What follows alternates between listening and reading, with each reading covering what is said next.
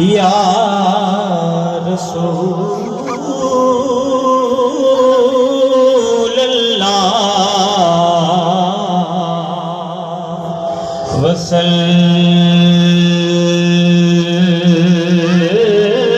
وسلم علیک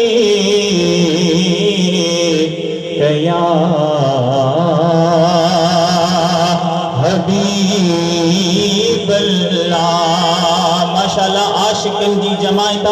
پر آواز تھوڑا خوب لب خاموش نہ رہے، سب پڑھو صلی اللہ علیہ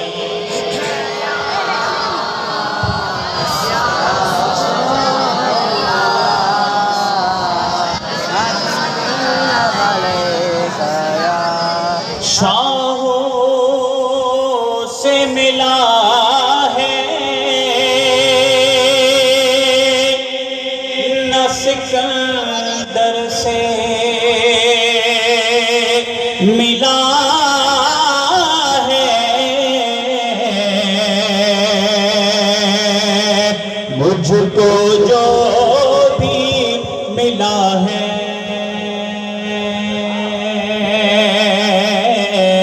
وہ آقا تیرے در سے ملا ہے۔ شان بیان اتے اقبو ہو جتے بدھدڑ صاحب ایمان ہو جے بے ادب اگیا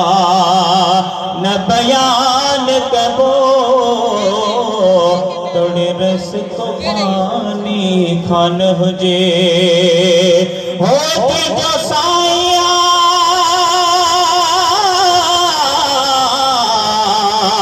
تے جو سب کجوان، توڑے دشمن پاکستان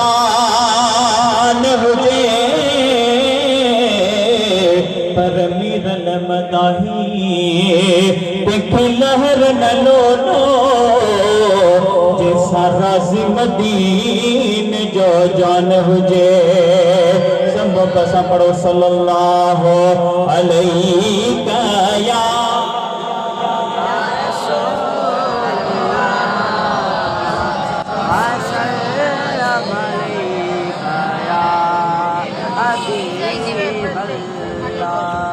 چھوٹا ہر ہر حکیم بے موکھے کھڑا،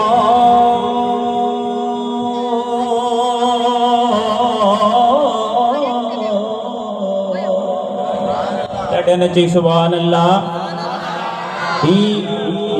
شعر جو کو لکھو بیو انہیں نسبت سا لکھو تو کو اللہ وارے وٹ کو بانو بیو جیسے دعا کہو پیسا کونی کے ماں علاج کے تھان کرایا پانجو کیونکہ اللہ وارے انہیں کے دس ننو تو ہی رستو وٹ چھوٹا ہر ہر حکیم بے موکھے کھڑا، چاپ تھی دس مدینہ گھمائے اچا، چاپ تھی دس مدینہ گھمائے اچو، مہج درد مہج درد مہج درد جبی کا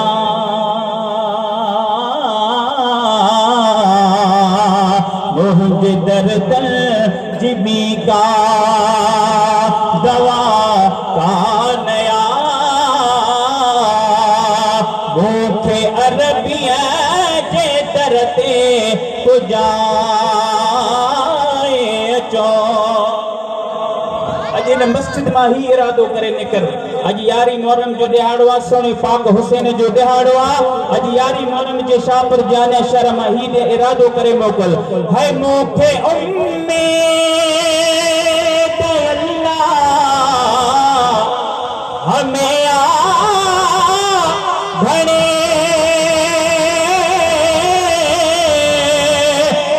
مدینے دلی دس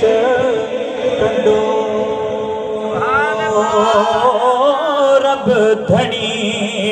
ہے موکے امید اللہ ہمیں گنے مام دینے نوید سے کدو رب دھڑی جے کے ہن سال جے کے ہن سال جے کے ہن سال جے کے ہن سال حاجی مدینے اچن تن سمجھ جو بے نالو لکھائے اچو پرچھا تن سہن سموری جماعت جو نالو لکھائے اچو مجھے درد مجھے درد مجھے درد جبی کا دوا آنیا مجھے عربیہ جے درتے کو جائے اچو ہے ماں غلامی صدائیں سجن جی دیا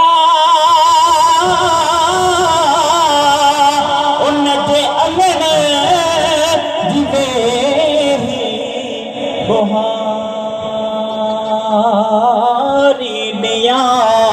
خیر مہجو خیر مہجو